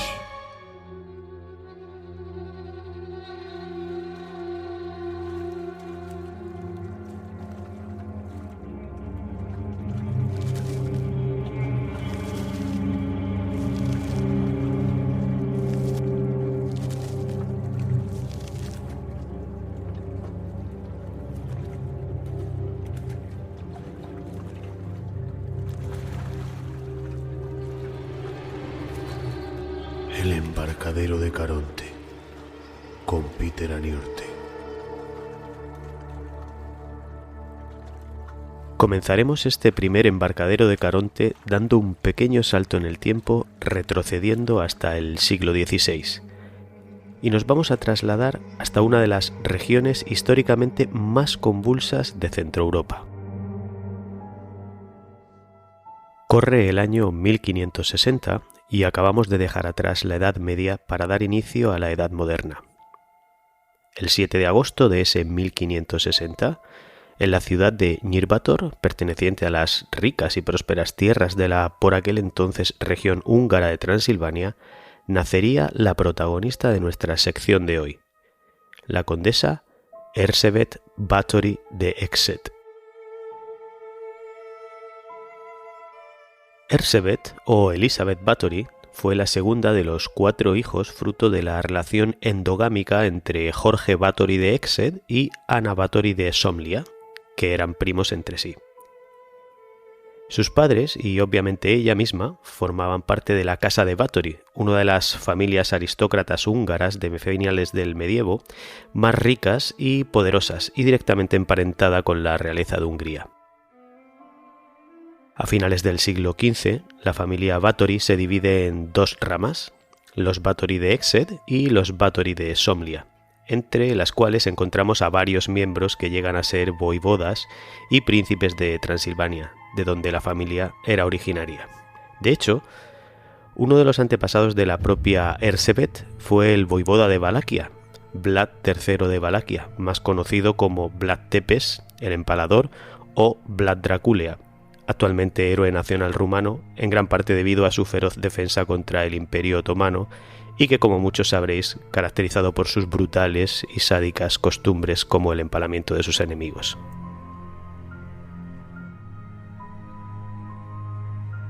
Erzsébet Bathory pasa su niñez junto a sus padres y hermanos recibiendo una exquisita educación en política, ciencias y arte, hablando a la perfección latín, húngaro y alemán, por lo que su cultura y nivel de educación sobrepasaba con creces al de la gran mayoría de nobles de la época. Si bien es cierto, mantuvo contactos con la astronomía, el esoterismo y la alquimia, materias bastante populares dentro del seno de su familia. Desde temprana edad, Erzsébet sufriría de brotes de epilepsia, quizás relacionados por el grado de consanguinidad de sus padres, pero que en aquella época sin duda fue relacionado con algún tipo de señal del diablo, algo que junto con otras muchas acusaciones, que posteriormente comentaremos, le valieron para firmar su trágico final.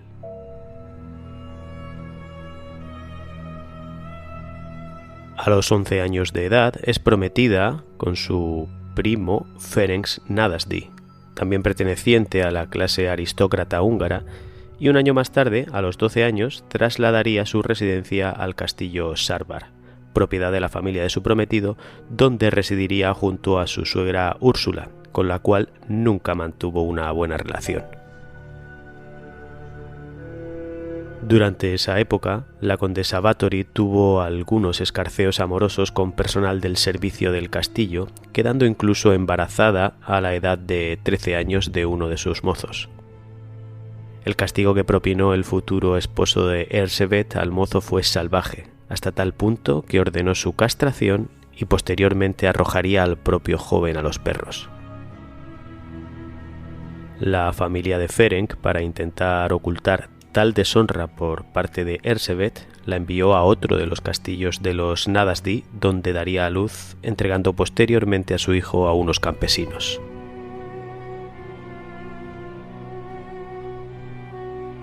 Tras estos vaivenes, y fruto sin duda de la conveniencia, a los 15 años de edad la condesa contraería matrimonio con su prometido, y a la ceremonia matrimonial, celebrada en el castillo de Varanó el 8 de mayo de 1575, y a la cual fue invitado incluso el emperador Maximiliano II, acudieron más de 4.500 invitados, lo que deja bien a las claras la elevadísima posición social de la que gozaban los prometidos, especialmente Erzsébet de la casa Báthory. Tras la ceremonia, Ferenc adoptaría el apellido de soltera de su esposa, señal inequívoca de que el apellido Báthory era mucho más ilustre e importante que el suyo. Ambos trasladarían su residencia junto a Úrsula, madre de Ferenc, y varios miembros de la familia Nadasdi al castillo de Katice, en la actual Eslovaquia.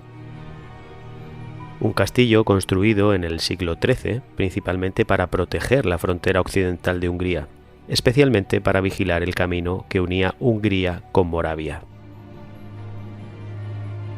Este castillo fue perteneciendo a lo largo del tiempo a diferentes familias aristócratas, y sería Mateo Czak, de la dinastía Stibor, quien donaría la posesión al matrimonio Nadasdi-Báthory como regalo de bodas junto con un feudo y 17 pueblos circundantes.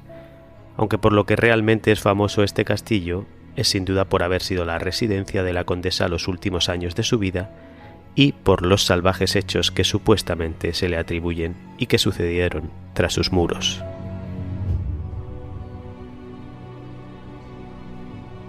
El conde Ferenc, apodado el Caballero Negro por sus feroces y salvajes prácticas en el campo de batalla, como la de empalar a sus adversarios, se puso al frente de uno de los flancos de la Real Armada húngara para combatir al ejército turco, y por tanto pasaba combatiendo largos periodos de tiempo, alejado de su esposa y de su residencia. Durante todo ese tiempo separados, Ferenc y Erzsébet intercambiaban correspondencia donde compartían información sobre cómo torturar y castigar a sus sirvientes. Ambos se habían criado en un ambiente extremadamente cruel y la tortura, práctica generalizada entre los nobles de la Europa del Este de la época, era una de las maneras más populares de impartir disciplina entre sirvientes y campesinos que eran comprados y vendidos como ganado junto a las tierras.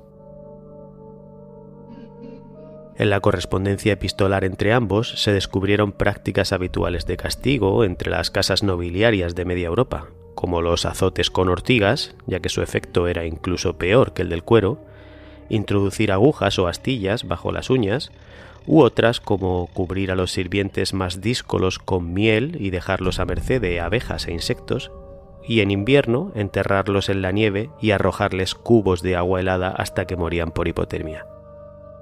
A todo esto debemos sumarle la existencia de una cámara de tortura en el castillo, algo bastante frecuente entre las familias más acaudaladas de la época.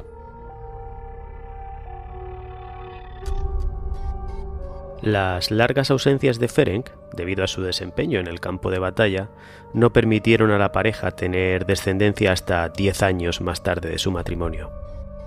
Así, en 1585 nacería Anna, su primera hija, a las que seguirían Orsolín y Katalin, para finalmente dar a luz a Pál en 1598, su último hijo y el único varón de los 4 hermanos. Todos fueron criados lejos de palacio, aunque a priori Erzsébet nunca se desentendió por completo de ellos. Sin embargo, marcaremos el 4 de enero de 1604 como un momento clave dentro de la biografía del personaje de nuestra sección de hoy. En esa fecha, Ferenc Nadasdi, el caballero oscuro de Hungría, moría a los 48 años de edad, y aunque el motivo de su muerte no está del todo claro, ya que unos dicen que fue debido a una herida en una batalla, otros que debido a una enfermedad, incluso se ha barajado la opción de que hubiera sido apuñalado por una prostituta a la que se negó a pagar sus servicios, o hasta envenenado por su propia esposa, Lo que sí es cierto es que a partir de ese momento, la ya viuda condesa Bathory desató su lado más oscuro, retorciendo todavía más su crueldad. Lo que es seguro es que la muerte de Ferenc dejaría a la condesa en una situación delicada, ya que pasaba a ser señora feudal de un extenso condado de Transilvania que incluía territorios y poblaciones realmente importantes desde el punto de vista estratégico, por lo que se vio involucrada en todas las intrigas políticas de aquellos convulsos tiempos, aunque lamentablemente sin ejército con que proteger su patrimonio. En esa misma época, su primo Gabor Bathory se convertiría en príncipe de Transilvania con el apoyo económico de Erzsébet. Gabor pronto entraría en guerra contra los alemanes por complejas razones políticas, lo que ponía en peligro a su prima Erzsébet de ser acusada de traición por el rey Matías II de Hungría, quien tenía mucho interés en el castillo y las tierras colindantes por su ya mencionado valor estratégico. Un poco más adelante veremos cómo, años más tarde y aprovechando la vulnerabilidad y el aislamiento de la condesa, intentaría arrebatarle sus dominios.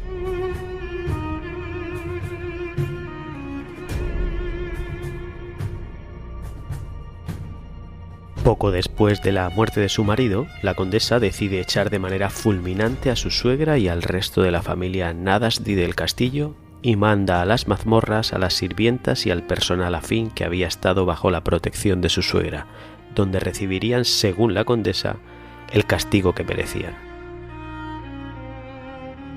Erzsébet empezaría a rodearse de siniestras personalidades y a experimentar una tremenda obsesión por perder su juventud y su belleza. Al parecer, todo comenzaría cuando una de las sirvientas adolescentes le dio un involuntario tirón de pelos a la condesa mientras estaba peinándola, lo que desató que Erzsébet le diera como reprimenda un tremendo bofetón que hizo sangrar el labio o la nariz de la joven, salpicando a la condesa en su mano.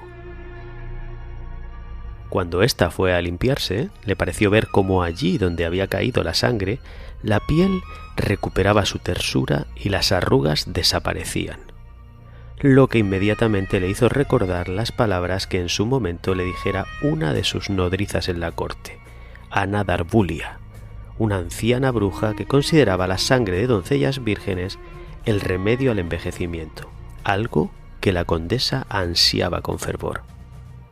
Acto seguido, y tras consultar la supuesta cura a la vejez con su círculo de brujas y alquimistas, hizo llamar a su mayordomo y a Dorca, una ruda y fuerte campesina que ayudaría a Erzsébet en las labores que precisaban de una mayor fuerza física.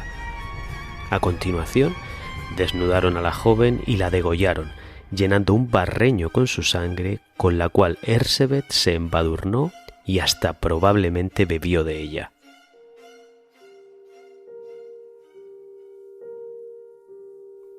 Entre 1604 y 1610, la afición e incluso necesidad de la condesa por la sangre de jóvenes vírgenes creció de forma exponencial, por lo que su círculo de súbditos de confianza se encargaba de reclutar a jóvenes campesinas de entre 9 y 16 años de las poblaciones cercanas con el supuesto cometido de servir en el castillo. Esperanza que estas familias abrazaban de buen grado, ya que esto les brindaría a sus hijas un mejor futuro y protección que la que ellos pudieran ofrecerle. Sin embargo, la realidad que les esperaba tras los muros de aquel castillo era bien distinta, ya que se convertirían en la fuente de los sangrientos rituales que llevaba a cabo la condesa.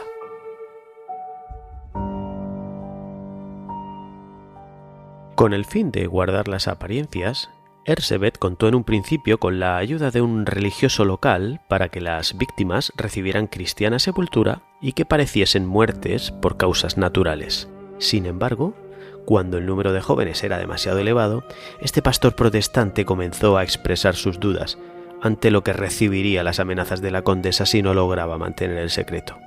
A partir de ese momento, los secuaces de la condesa comenzarían a enterrar los cuerpos de decenas y decenas de jóvenes desangradas, quienes con su sangre habrían hecho posible los baños de la condesa. Las técnicas y torturas de la condesa se recrudecían cada vez más, llegando incluso a quemar los genitales de las jóvenes campesinas con velas o metales al rojo vivo por simple diversión.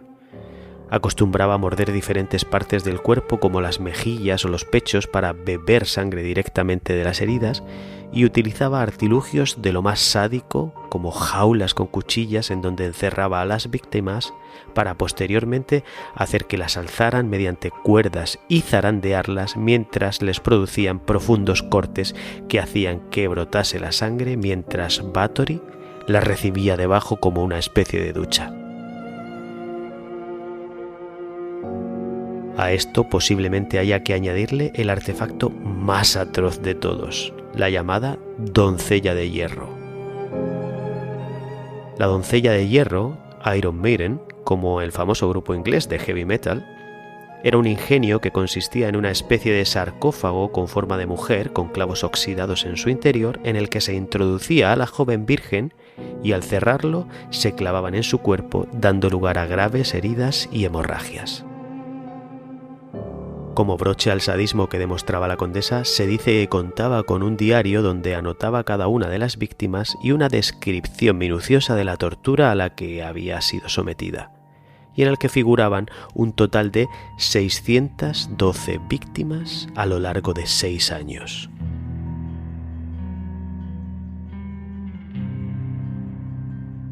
Tras meses y meses esquilmando la población de jóvenes vírgenes de las familias humildes de la zona, la condesa llegó al extremo de tener complicado encontrar materia prima para llevar a cabo sus rituales de acicalamiento, por lo que, desoyendo los consejos de su bruja consejera Ana Darbulia, en 1609 ordenó que se procediera a reclutar a jóvenes de casas nobles para educarlas y que le hicieran compañía en el castillo.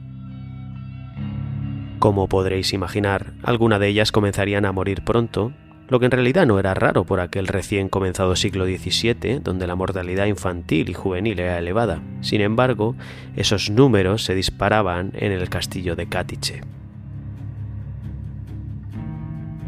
Aquel fue el error que marcaría el destino de Erzsébet, ya que ahora las víctimas eran hijas de familias nobles, por lo que sus muertes, al contrario que las de las campesinas, sí eran tomadas en consideración.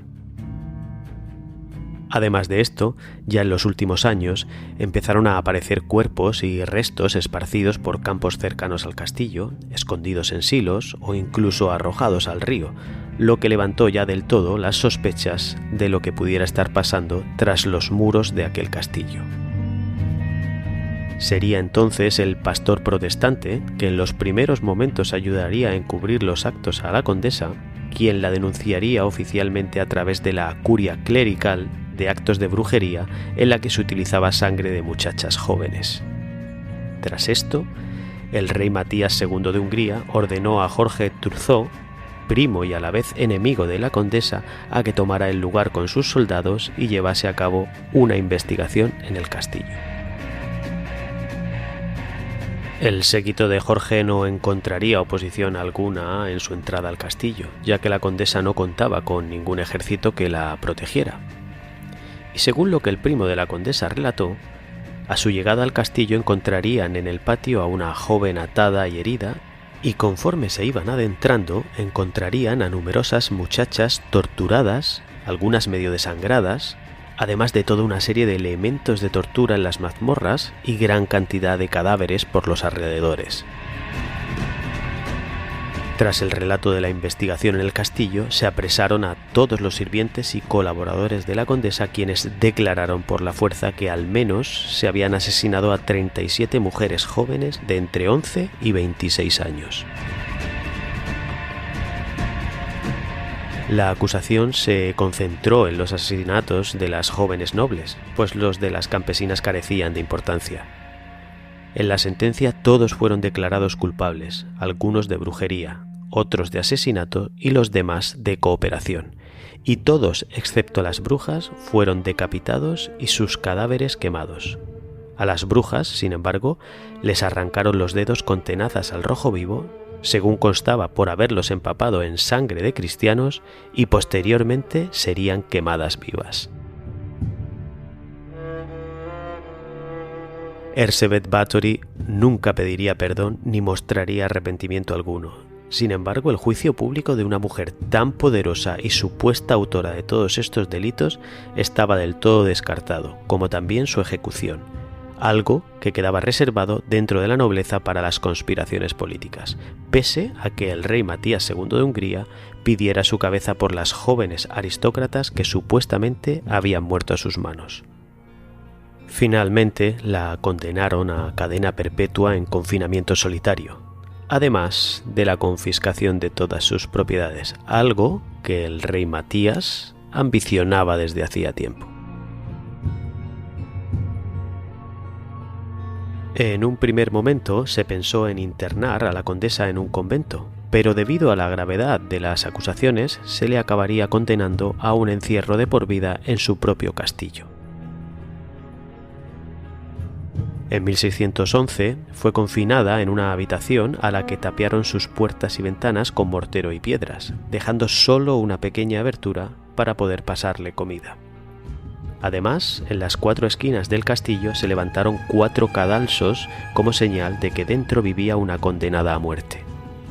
Allí permanecería hasta el 21 de agosto de 1614, cuando uno de los guardias que la custodiaba la encontró muerta. El cuerpo de la condesa fue trasladado hasta la cripta familiar de los Báthory en Ecsed, al noroeste de Hungría, donde fue enterrada, aunque a día de hoy el paradero de sus restos se desconoce.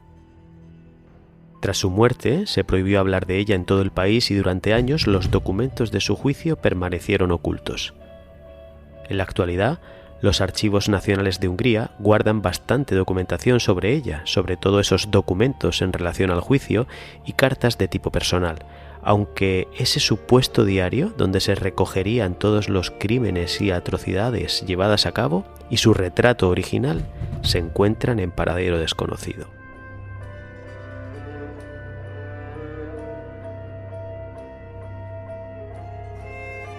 Hoy en día es verdaderamente difícil, diría que casi imposible, saber qué sucedió realmente. Y de ser ciertos los hechos que hemos ido relatando, no cabe duda de que nos encontraríamos ante la mayor asesina en serie de la historia. Pero creo que es justo contextualizar y cuestionarse si hay algo de verdad en toda esta historia y si la hay, hasta qué punto ha sido exagerada. Recordemos que en la Europa del Este de la época era del todo común castigar cruelmente a siervos y lacayos, e incluso los nobles tenían potestad para ejecutar incluso a pequeños delincuentes de las maneras más espantosas imaginables. Era una época cruel y salvaje donde estas prácticas eran comunes y asumidas en la sociedad de la época. Podríamos admitir que la condesa Báthory fue sádica y se aplicara especialmente a la hora de impartir disciplina, o incluso obligara a sus sirvientas a tomar parte en prácticas sadomasoquistas más o menos extremas. Pero os recuerdo que esto no constituiría ninguna novedad para las altas esferas de su tiempo, cuya impunidad, supremacía y amparo legal les permitía tratar a la servidumbre de cualquier modo.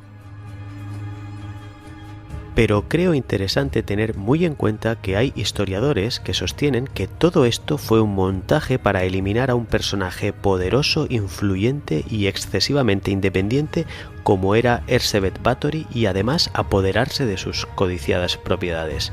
Incluso nos recuerdan que muchas de las acusaciones son muy similares a las de los procesos de brujería y no hay duda de que algunos testimonios se lograron bajo tortura.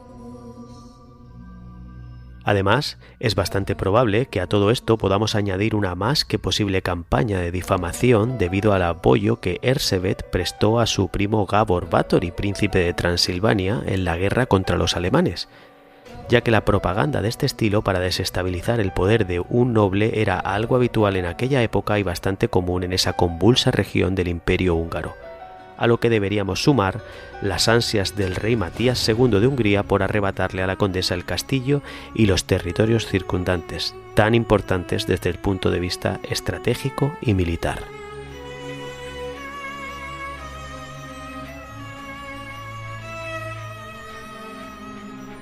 Si recurrimos a su patrón psiquiátrico, la condesa Bathory constituiría una anomalía que se sale del esquema común a todos los asesinos en serie conocidos, aunque sí compartiría algunos rasgos descritos en la actualidad con alguno de ellos.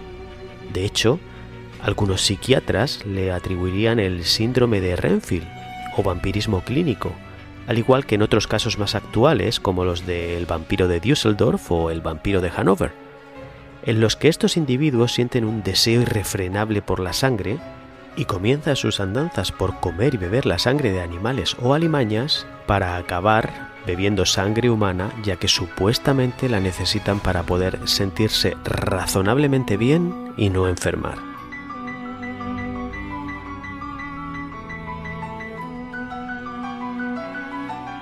Más allá de la certeza o no del número de muertes con las que se le relaciona, recordemos que se le atribuían alrededor de 650, aunque a priori parece que solo, y perdonad cuando digo solo, se pudieran demostrar unas 80, o de esa filia por la sangre que practicaba en forma de baños, difícil de creer por la velocidad con la que la sangre coagula y pierde su estado líquido, o incluso de su afición por beberla, lo que sí es cierto es el grado de sadismo de una mujer que ponía en práctica el poder que su posición social le otorgaba de la manera más cruel, atroz y despiadada.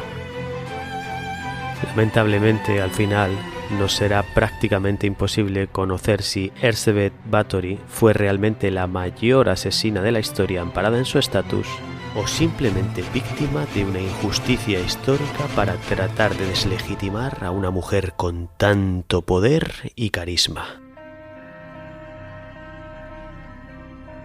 En la actualidad, su castillo, su fortaleza en Katice, donde supuestamente se llevaron a cabo la gran cantidad de atrocidades que ahora conocemos, se encuentra en ruinas y poco conserva del esplendor de otras épocas. Sin embargo, el gobierno eslovaco y la villa de Katice, a quien pertenece ahora el castillo, se encargaron de mantener y restaurar sus ruinas, abriéndolas a los visitantes el 20 de julio de 2014 para conmemorar los 4 siglos del fallecimiento de su condesa. Como decíamos, poco queda ya del esplendor de una fortificación que desde las alturas domina este enclave que queda entre la depresión danubiana y los pequeños Cárpatos al oeste de Eslovaquia, pero que aún así sigue constituyendo hoy en día una de las visitas turísticas más atractivas de la zona. Visitas turísticas que hasta hace bien poco todavía podían toparse en la zona de los lavaderos con una tina usada. Una tina en la que se decía que la condesa disfrutaba de sus baños de sangre.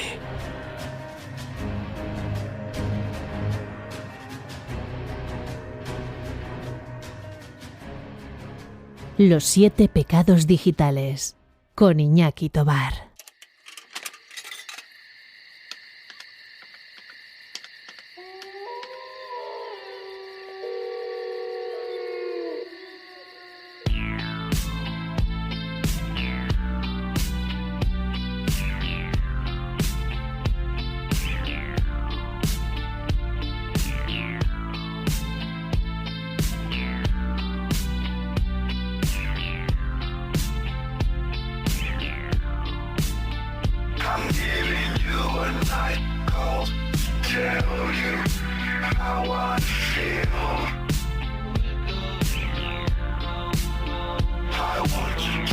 Y llega la confesión musical o la tentación musical de hoy, que además viene por partida doble.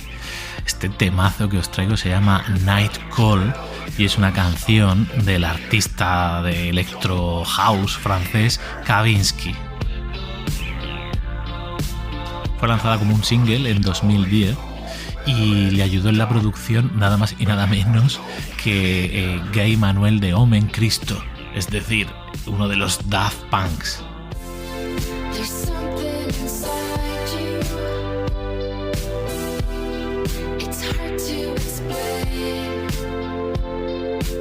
También le echó un cable en toda la remezcla final el artista electrónico Sebastian. Esta voz femenina que escucháis de fondo también se añadió y la proporciona Love Fox, una cantante brasileña. Y si esta canción está hoy aquí es porque forma parte de la apertura de ese peliculón de antihéroes que es Drive, de nuestro querido Nicholas Winding Refn, que ya ha venido por aquí, lo hemos mencionado un par de veces. Efectivamente, en esta peli tenemos a un Ryan Gosling haciendo de antihéroe desatado, y esta canción inicial pues le daba un punto de partida fantástico a la película. Este revival de electropop vintage, ¿verdad? Que casi puedes ver los neones escuchando el tema.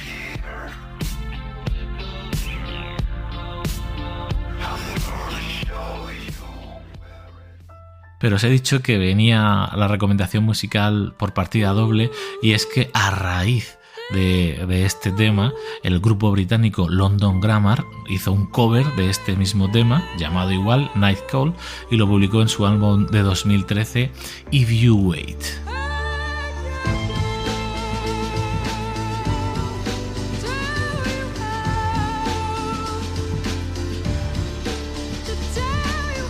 Y a mí esta versión, si cabe, aún me gusta más, me pone los pelos como escarpias, y os confieso que me hacéis hasta el karaoke para cantarla a ese nivel.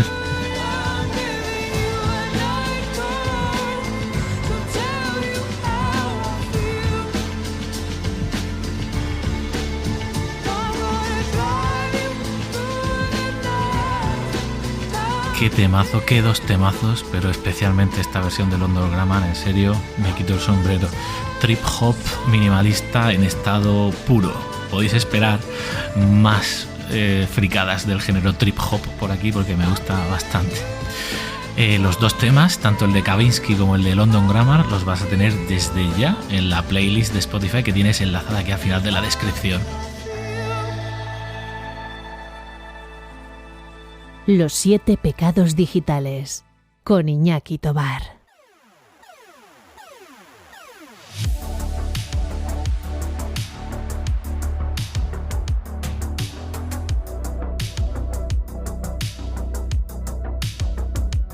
Y ya finalizamos estos 7 pecados digitales, en este caso con la herramienta digital de marketing digital. Seguro que os ha pasado más de una vez. En el trabajo normal de oficina hay que concertar reuniones con la gente, ya sean reuniones tipo comercial para hacer una venta o reuniones de seguimiento de un trabajo con clientes que ya están en activo, ¿no? Por ejemplo. Y aquí pues entran en juego los calendarios, las agendas, el boli y el papel, los post-it encima de la mesa, el cuadral, espérate exactamente, no sé si tengo disponible este día, esta hora, ¿verdad? Cosas que de un tiempo a esta parte pues se venían utilizando pues soluciones como Google Calendar, que a mí me encanta y la sigo utilizando de hecho, ¿no? Para tener ahí todo, digamos, agendado y que luego mi móvil me vaya recordando por dónde van los tiros, ¿no? de la jornada. Aunque Google Calendar no sirve de nada si no lo alimentas, ¿no? Con herramientas externas, porque yo realmente no es que entre a Google Calendar a ponerme nada. Lo que utilizo es otras herramientas, pues tipo Asana, Slack o la que os voy a comentar hoy, Calendly, para que programen ahí las reuniones for me. Por tanto, Calendly, la herramienta de marketing digital que os recomiendo hoy, ¿para qué sirve? Pues para gestionar y agendarte automáticamente de una manera inteligente esas reuniones. Por ejemplo, en una página o en un enlace en un correo electrónico le puedes decir al cliente o al posible cliente o al colaborador: oye, pincha en este enlace que te paso de Calendly y selecciona ahí el día y la hora que te venga mejor. Cuando ellos pinchan, se les abre un menú con un calendario súper sencillo, los días que tú previamente has marcado como que tienes disponibles y el horario que a ti te interese que tienes disponible, y además los huecos horarios, es decir, que si el programa ya ha detectado que tienes otras reuniones en esos momentos, ya no salen como disponibles, ¿de acuerdo?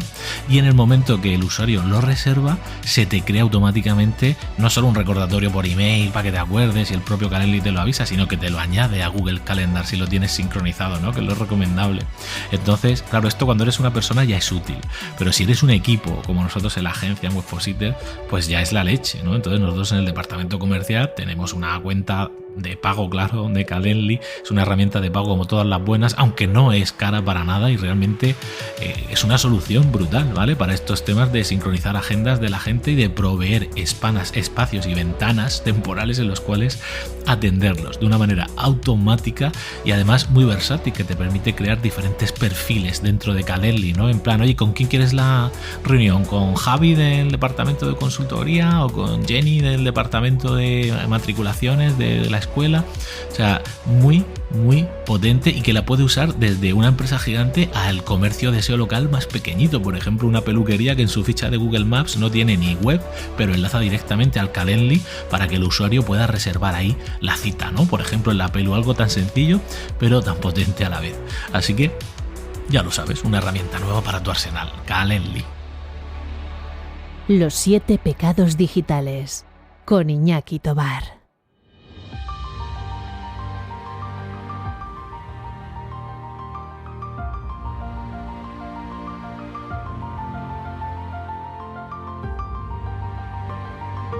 Y ahora ya sí que sí, por fin llegó el momento de la dulce despedida. ¿Qué te ha parecido este programón de hoy? Programón no por mí, sino por los colaboradores que lo han convertido en un programón. Ya veis que ha tenido una duración más especial y espero que os haya merecido la pena. ¿Qué te ha parecido ese grimorio de Joseba de hoy? Ese descubrimiento de Penélope, esa actriz de doblaje maravillosa que ha traído también de invitada para darle vida. Súper disfrutable, ¿verdad? Y es que Joseba siempre sorprende. Podemos esperar muchas más grandes cosas de él en su podcast de Teatro Robótico del Misterio, ahora que cuenta con muchos más colaboradores él también para enriquecer sus relatos. Brutal este retrato de Penélope. Y bueno, ¿qué me decís de la sección del embarcadero de Caronte, de Peter? ¿Qué os ha parecido? ¿Os ha gustado? ¿Le veis recorrido? ¿Queréis que Peter trate algún tema especial? Ya sabéis, él está muy atento aquí a la caja de comentarios también para que le dejéis tanto el feedback de la sección, si os ha gustado, qué mejoraríais de cara a siguientes. Y oye, si tenéis temas que os interesen, ponedlos sobre la mesa. Aquí os escuchamos siempre a todos. Es más, queremos daros voz. Yo quiero sentaros en el confesionario, quiero que confeséis vosotros vuestros pecados, vuestras tentaciones friculturales, ¿no? Con las cuales es pues eso, tentarnos a los que estamos aquí de oyentes y aprender también de vosotros. Eso es lo guay de esta comunidad de pecadores, que entre todos vayamos descubriendo o redescubriendo mucho de ese material fricultural oculto, ¿no? O que lleva mucho tiempo sin ser visionado, escuchado o leído y que sin duda pues merece la pena, ¿no? Por todo lo demás, te recuerdo, en redes sociales nos tienes con el hashtag de Pecadores Digitales y ahora ya vamos enfrentando los 2 últimos programas de la temporada. El siguiente será un especial de Solo el Penitente Pasará y el último de la temporada será el especial navideño La Otra Navidad. Prepárate para lo que se viene. Mientras tanto, muchas gracias por estar ahí. Nos vemos.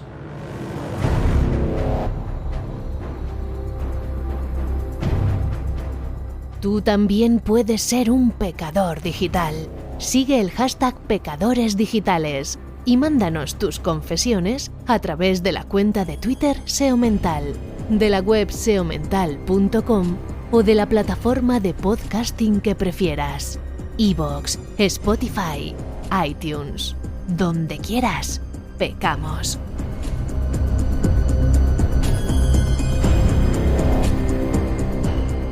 Los 7 pecados digitales, con Iñaki Tobar.